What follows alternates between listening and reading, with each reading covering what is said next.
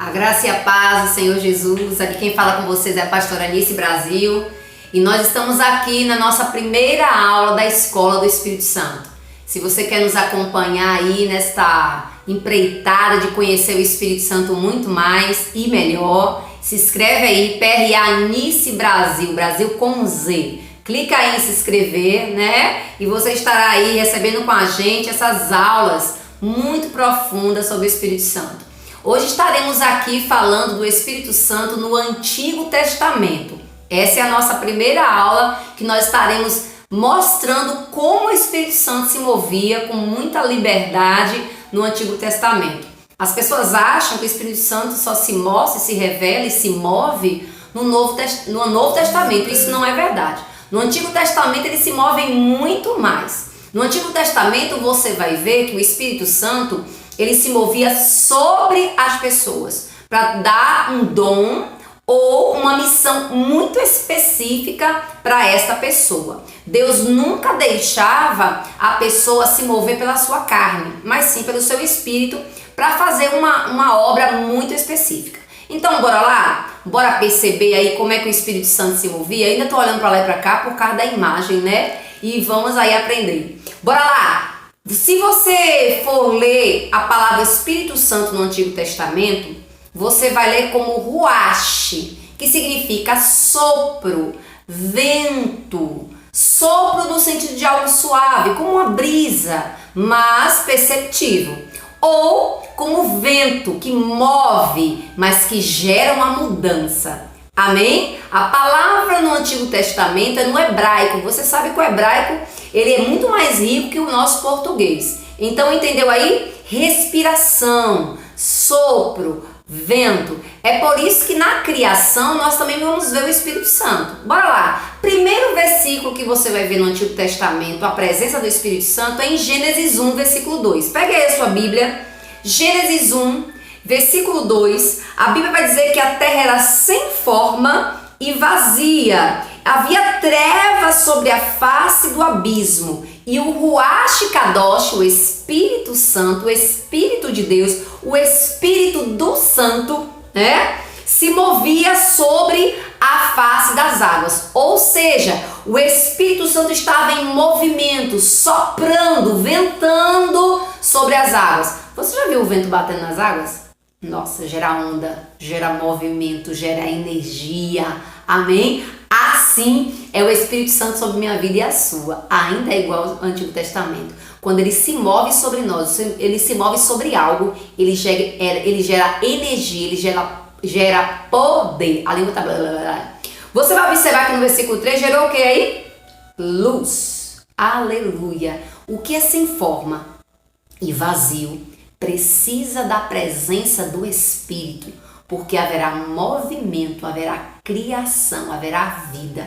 Se você observar agora no capítulo 2, observe aí em Gênesis capítulo 2, versículo 7, vai dizer assim: e formou o Senhor Deus o homem do pó da terra e soprou em suas narinas o fôlego de vida. E o homem foi feito alma vivente, ou seja, o homem só era terra, só era barro. E depois que ele recebe o sopro de vida, ou seja, o Espírito Santo, é a hora que ele se torna alma vivente. Ou seja, onde o Espírito de Deus é soprado, a vida aparece, a vida acontece. Vamos ver agora também na criação, Jó fala sobre isso. Vamos lá em Jó 26. Jó vai falar sobre a criação e vai falar sobre o Espírito de Deus na criação. Você sabe que Jó é o livro mais antigo da Bíblia? Exatamente. Se você não sabia, está sabendo agora. Por isso que é bom a Escola do Espírito Santo. Jó, capítulo 26, versículo 13, vai dizer assim. Presta bem atenção. Jó 26, 13. Pelo seu Espírito, Ruach, ele formou os céus e a sua mão formou a serpente. Ou seja, a formação do céu houve a influência do mover do Espírito. Ainda em Jó, agora o capítulo capítulo 27,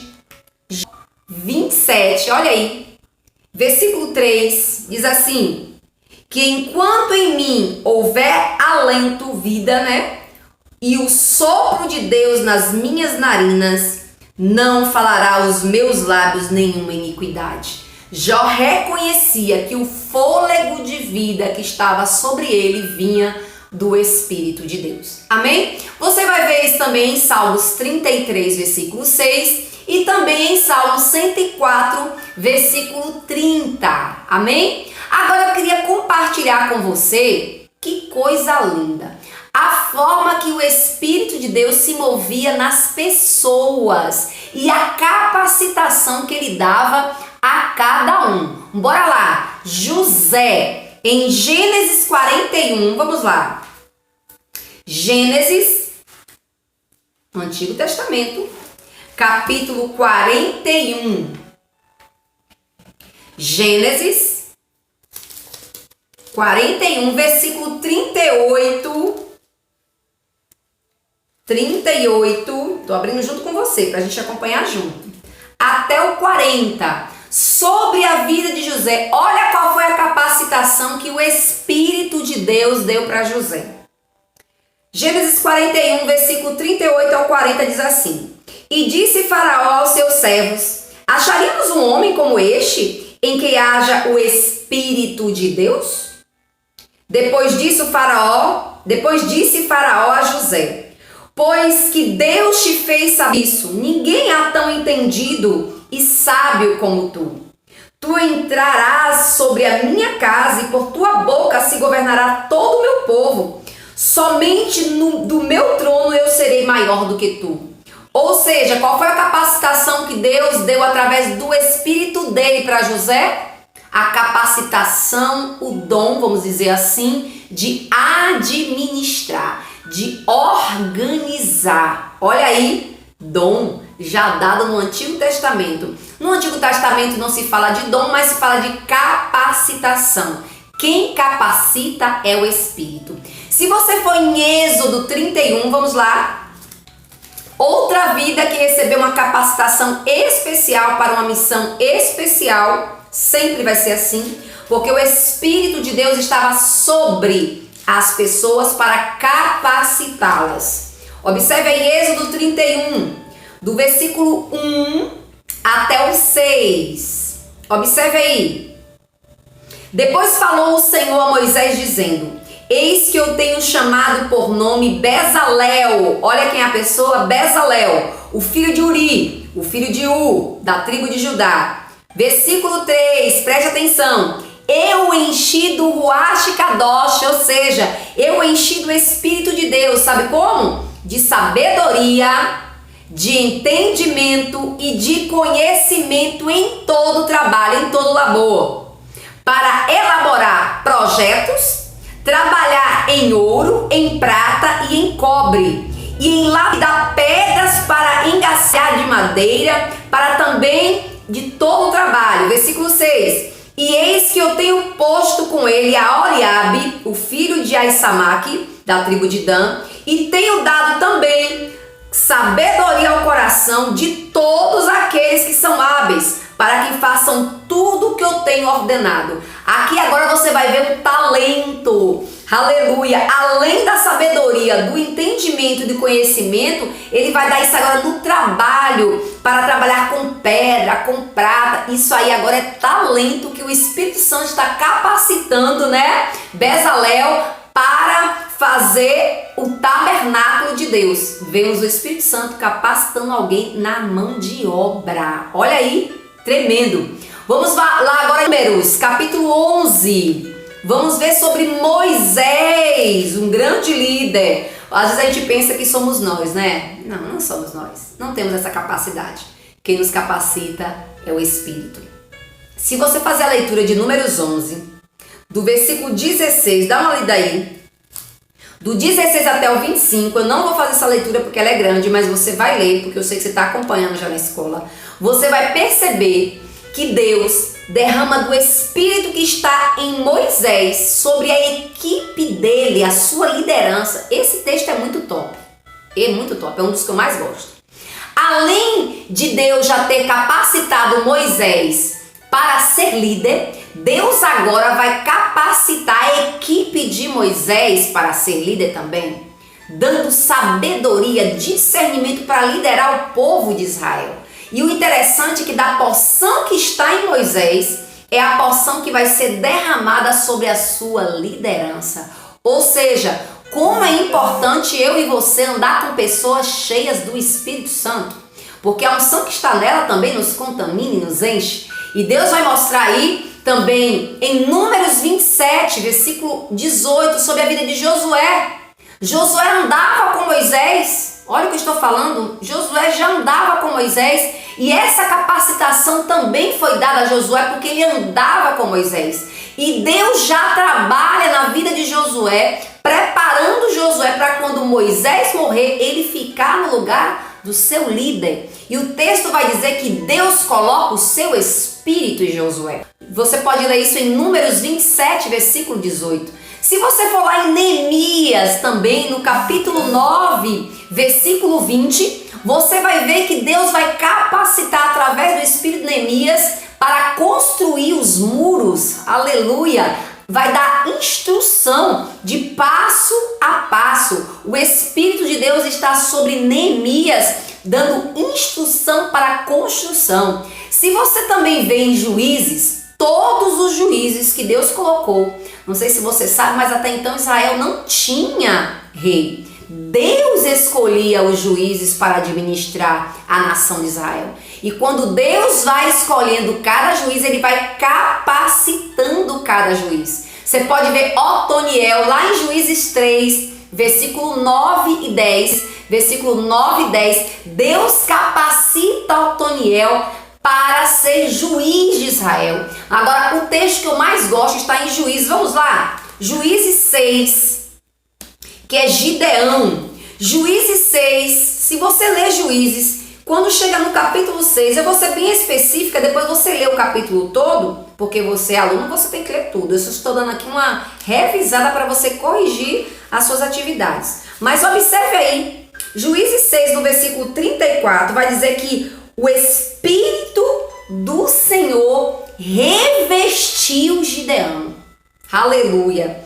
Não sei se você sabe, quando você começa a ler o capítulo 6 de Juízes, você vai ver um Gideão depressivo, um Gideão se achando inferior, um Gideão que se achava o menor da família e tinha um complexo de inferioridade terrível. E Deus reveste ele do Espírito, ele vira um guerreiro. Aleluia! Depois você vai ver também Sansão, lá em Juízes 13, Deus dá força para Sansão. Só que Sansão negocia. Juízes 13, 24 até o 25, você vai ler. E depois você lê Juízes 14, 6 e também Juízes 15, 14. Você vai observar que Sansão troca o seu talento por causa de uma mulher. Tem coisas que Deus só dá para você e é segredo.